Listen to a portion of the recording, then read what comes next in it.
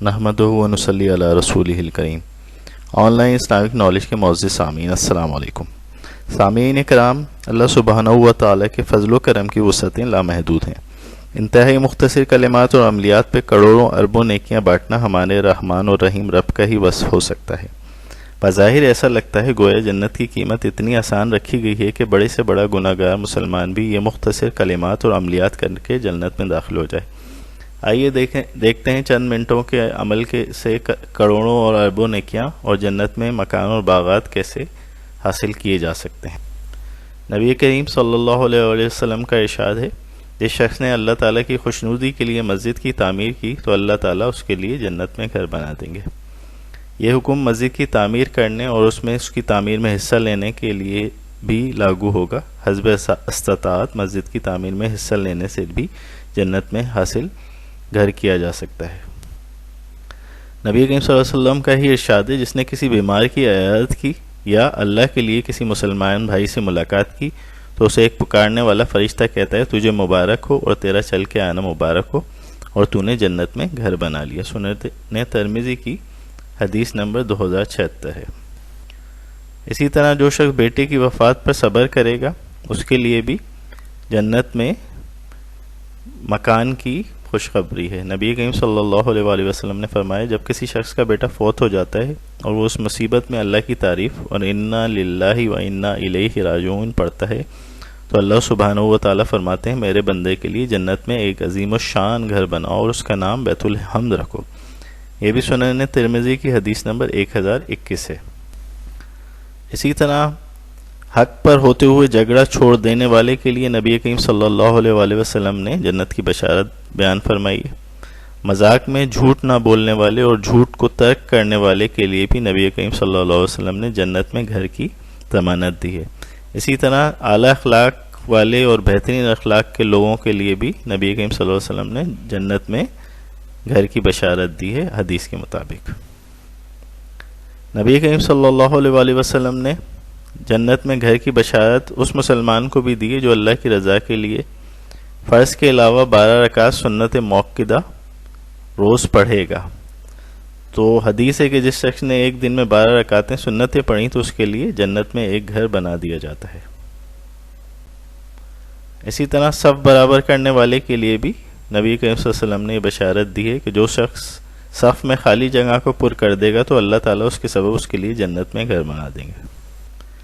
ہر فرض نماز کے بعد آیت الکرسی پڑھنے والے کے لیے بھی جنت کی بشارت ہے کہ گویا اس کے اور جنت کے درمیان جو فرق ہے وہ موت کا ہے، یعنی مرتے ہی وہ شخص جو کہ ہر فرض کے بعد آیت الکرسی پڑھتا ہے جنت میں داخل کر دیا جائے گا انشاءاللہ عز و جل۔ سورہ اخلاص نبی کریم صلی اللہ علیہ وآلہ وسلم نے فرمایا، 10 مرتبہ جس نے قل هو اللہ احد یعنی سورہ اخلاص پوری پڑھ لی اسے جنت میں ایک گھر عطا فرما دیا جاتا ہے اور اللہ عز و جل اس کے لیے جنت میں ایک گھر بنا دیتا ہے۔ یہ درود پاک پڑھنے والے کو بھی جو ہے بہت عظیم اجر عطا فرمایا جاتا ہے اور ہزاروں نیکیاں اس کو عطا فرمائی جاتی ہیں۔ درود پاک یہ ہے، جزا اللہ عنا محمد ما ہوا اہلہ۔ اس درود کی فضیلت یہ ہے کہ 70 فرشتے اس کے پڑھنے والے کو 1000 دن تک نیکیاں لکھتے رہتے ہیں۔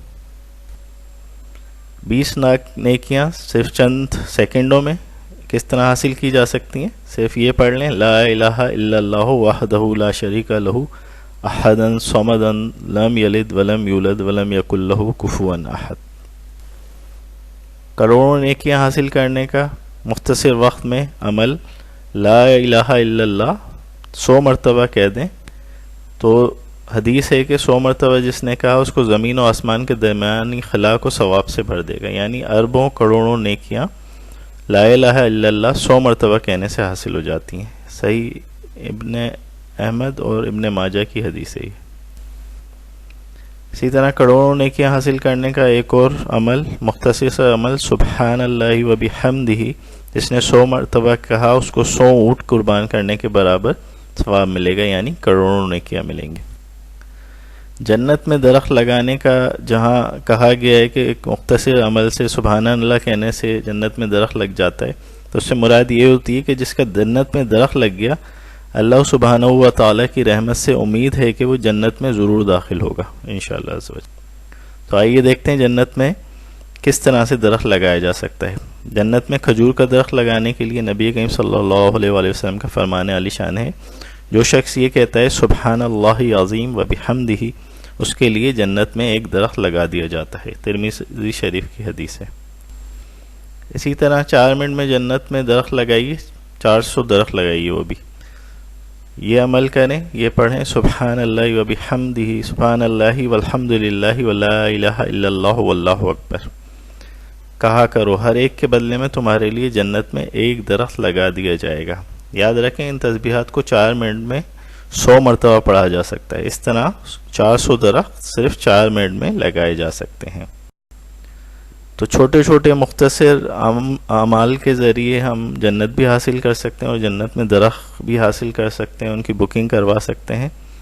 تو ان کو اپنا معمول بنا لیجئے، انشاءاللہ عز و جل اللہ تعالی ہم سب کو جنت میں داخل فرمائے گا۔ جزاک اللہ۔